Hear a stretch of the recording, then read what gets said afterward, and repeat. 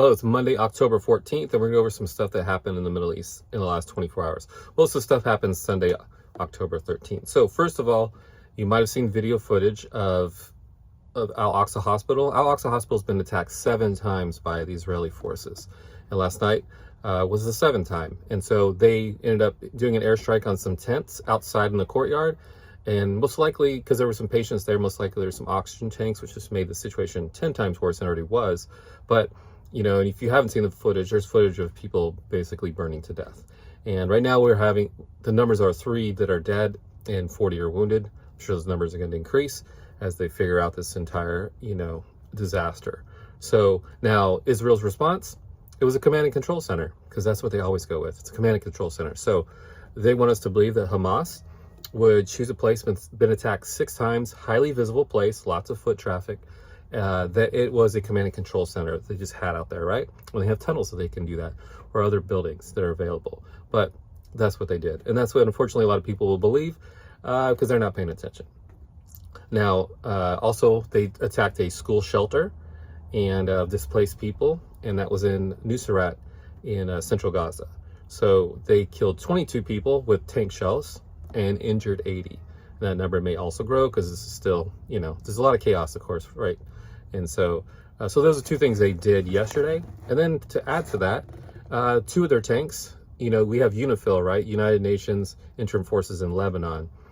Many nations, right, defending the blue line. And so they've attacked 5 or 6 times in the last 3 or 4 days, UNIFIL locations, right? And they've injured at least 4 soldiers from Sri Lanka, was one of them for sure, in Indonesia too, and they've harassed the Irish troops. But so yesterday, forcibly entered with 2 tanks the main gate of one of the UNIFIL positions. So they are continuing to push against the United Nations.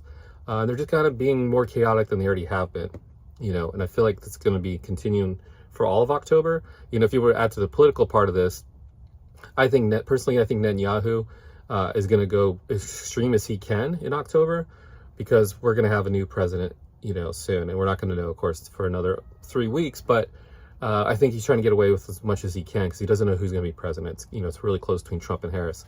He knows, I think he wants Trump, and he's trying to make it much chaotic as he can without,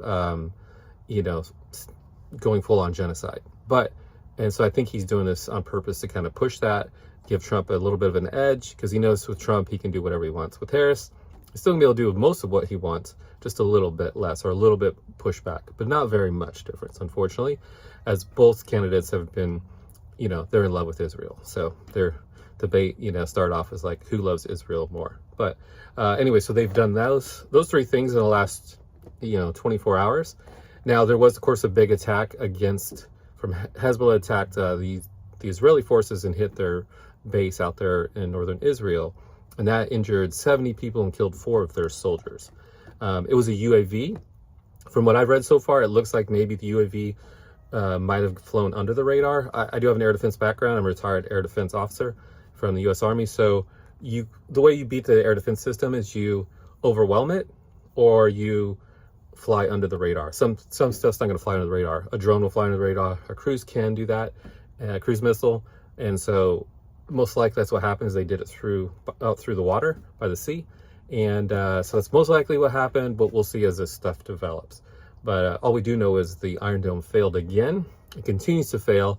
If anyone's followed me on my other social media last year, I've told you the Iron Dome is not as good as they make it out to be. It's a great system, but it has its flaws, and their flaws are being exposed every single day.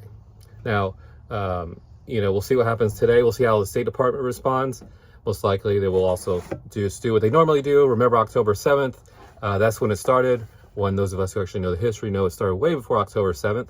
October 7th was actually just a day where people woke up to what's been going on for 76 years. But anyway, so yeah, that's a quick update of what's happening basically Sunday, October 13th.